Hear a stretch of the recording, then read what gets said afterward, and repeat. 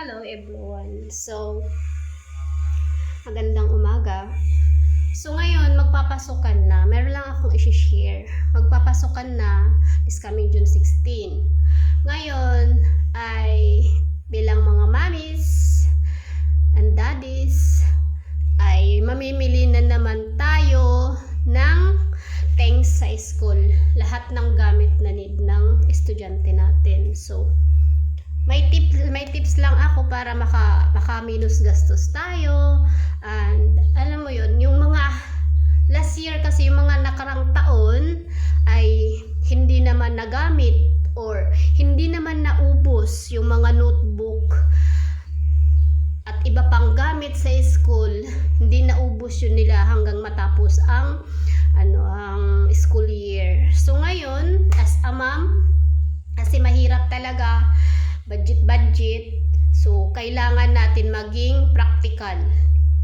So what I mean is, yung mga dati na gamit ng mga junakis natin na hindi naubos, gamitin natin ulit. Gawan natin ng paraan para magamit nila this coming pasukan. Ang gagawin natin ay kung ano yung recommended na color and size ng notebook. So pag sama-samahin natin yung walang sulat, yung pwede pa, at lagyan ng cover na naayon sa hinihingi ng teacher or ng school. So let me show you guys. I have a lot of notebooks, big notebooks and small notebooks. This is in about last year. So ang iba dyan in other year pa. Then ngayon, ang dami nito. Yung ibang notebook nito, last year ang anak ko ay grade 7, ngayon 8 na siya, no? So itong notebook na to, ay yung iba dito ay kakapiranggut lang yung nasulatan.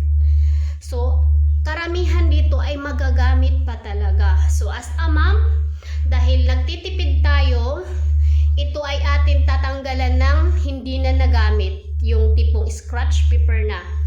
Ang ating gagawin nito ay like, let's say this one. O, di ba? May papakita ko sa inyo. Ayan, di ba? May walang hindi nasulatan. Yung other naman ay nasulatan. So, ang dami niyan.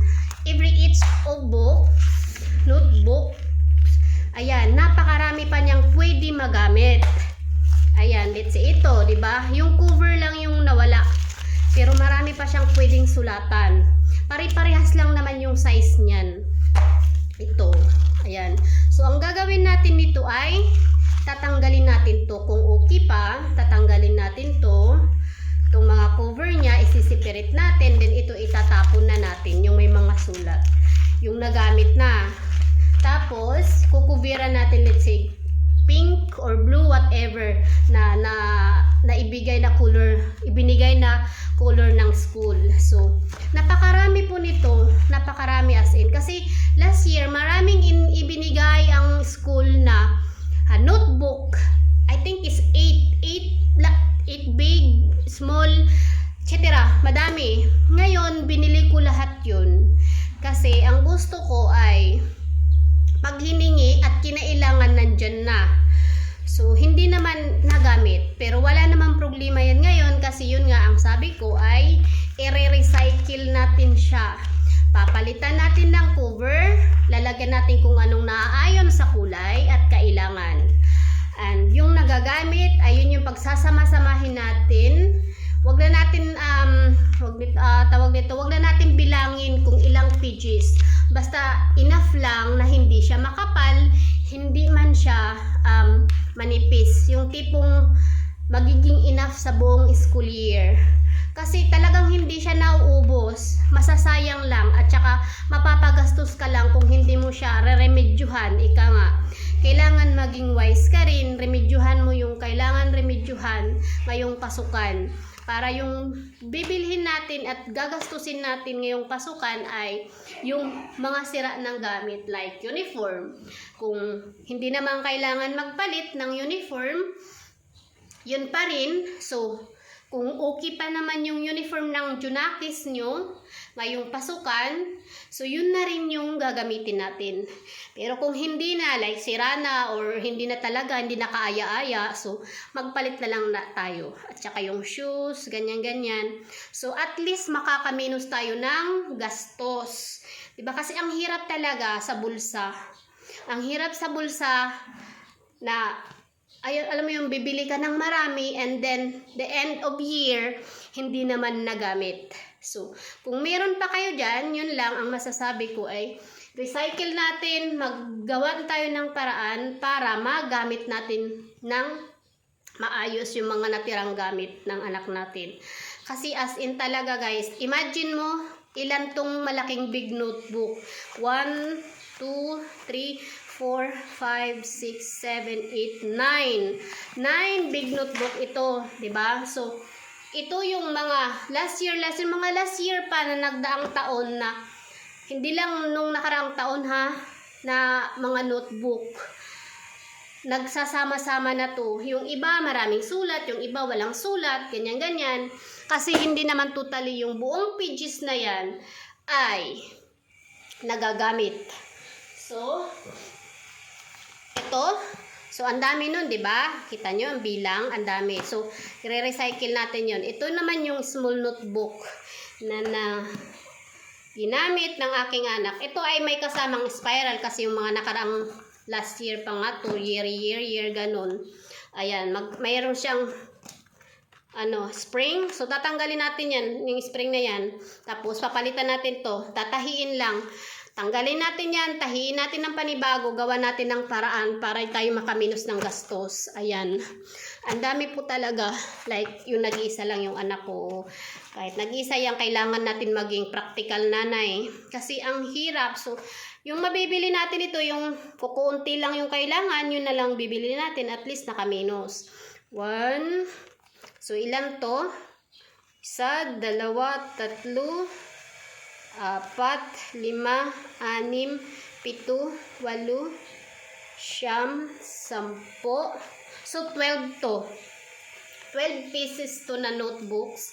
So, yun yung gagawin natin ngayon. I-recycle natin. So, bibili lang ako ng kailangan like yarn. Yarn ang tawag rin nito, no? Tapos, yung panahi. Kasi mahirap to isungkit-sungkit para hindi siya may nabibili yan sa market na parang karayom na malaki, pangtahi talaga siya rito. So yung gagawin natin, and then yung iba dyan itatapon na natin yung mga cover and then maghahanap tayo na pang cover na matibay-tibay doon sa hinahanap na kulay. So yun lang. So para maging practical na tayo yung pasukan. Kasi malapit na talaga. Like ako, nagtitingking na naman, gamit na naman, ganyan-ganyan. Like, tapos hindi naman nauubos. So, kailangan talaga natin maging practical, no? Kasi, ang hirap ng buhay, ang hirap ng panahon. Lahat na binibili. So, wag tayo magsayang. Gawan natin ng paraan. Yun lang ang masishare ko talaga as mama, di ba? Na may estudyante na grade 8 or ano man yung estudyante nyo na same lang din naman yung things na gagamitin like notebook or blah blah blah, ganyan. So, maging maging practical na lang tayo para hindi tayo masyado mapagastos. Kasi, like nga yan, ang dami-dami, wala namang ibang gagamit, di ba? Yung nag-iisa lang naman ang estudyante ko at wala namang ibang gagamit. So, alangan, itapon ko yan, nanghihinayang talaga ako. So, gagawan natin yan ng paraan. So, sana makatulong tips para sa mga nanay na may estudyante or maraming estudyante at maging, alam mo yun, ayusin natin yung, para hindi tayo magastos. Yun lang, bye-bye. At sana, makatulong yung alam mo yun, yung video na to. Thank you.